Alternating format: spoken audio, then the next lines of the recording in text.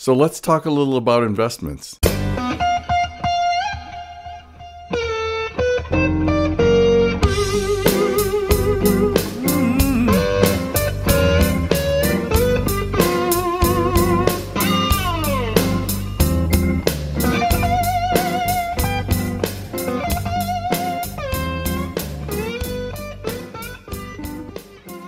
This past week, a viewer of mine contacted me and asked me if I could take a look at some of the mutual funds in his 401k plan. So I said, hey, look, send me the list. And some of what I saw there really surprised me. So before we get started, past performance is no indication of future performance. Please pause this video and read the disclaimer. So, you know, the list he sent me had the usual stuff on it, different types of funds. You know, the kind you can over-diversify your portfolio with, as we've talked about before in previous videos. You know, S&P 500 funds, mid-cap funds, small-cap funds. But just know I hate target date funds. And by now, if you've been watching my videos, you know my feelings on the subject. You don't want to over-diversify your portfolio. Just do a very simple allocation. You know, if you want to be aggressive, put 60% in SPY for the S&P 500 and put 40% in IEF for government treasuries. Done. You want to be a little bit less aggressive, put 40% in SPY and 60% in IEF. Done. And if you want to be conservative, put 20% in SPY and 80% in IEF. Done.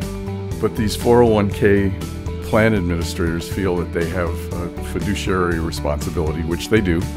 And so to protect you, they offer you all these crazy things you can put your money in.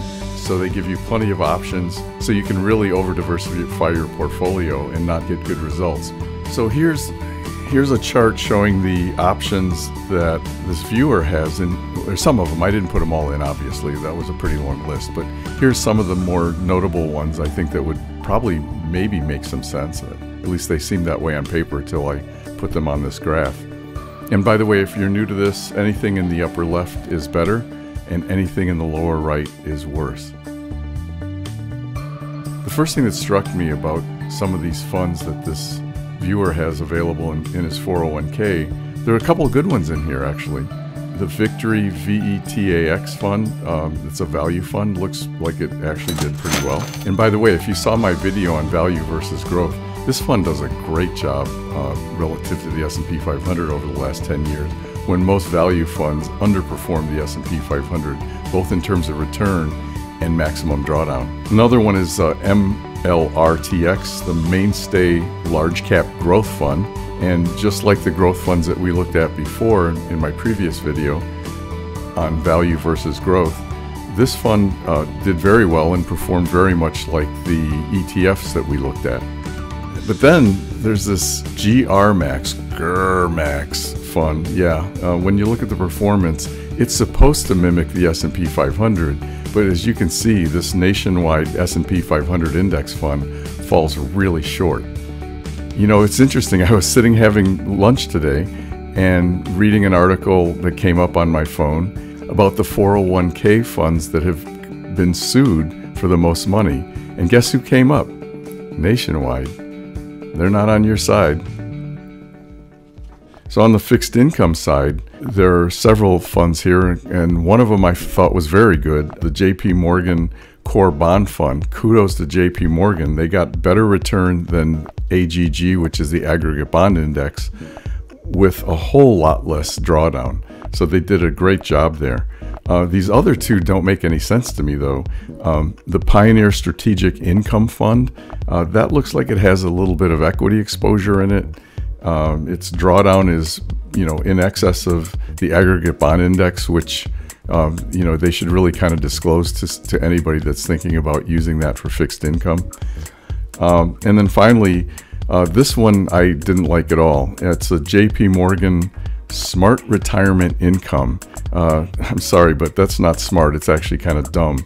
It has about the same return as the aggregate bond index, but more than double the drawdown. So if you're about to retire and you put your money in this thing, I just don't think that's a good place to go. I mean, for that much drawdown, you should be able to get a whole lot more return.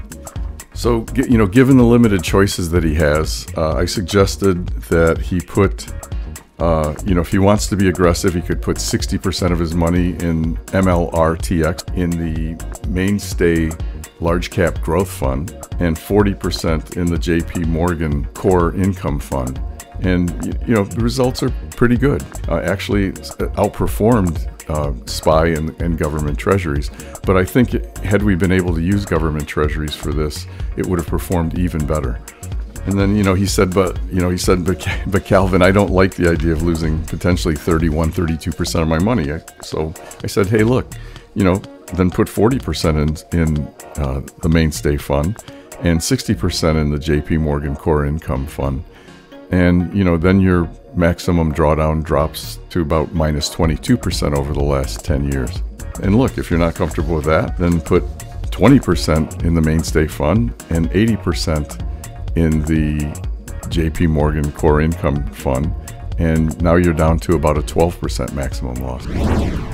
So what should you take away from all this? You don't really have the tools to do this kind of analysis that I just showed you.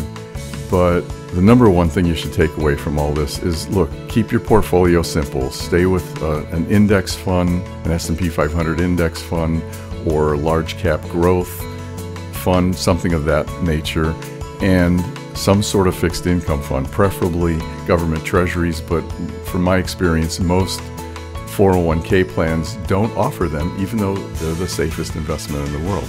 I don't quite get that, but they don't. So keep your portfolio simple. And hey, look, if you or your 401k fund administrator is really interested in evaluating the funds you have in your 401k, reach out to me. I'll run an analysis of them and share it with you. And we'll see what kinds of funds you have in there. So if you found this video useful and you liked it, please click on the subscribe button below. And thank you for watching today. That's all for now. Don't get worried. Hey, who's that waiting there? Who's that down the street? Yeah, look. That's her.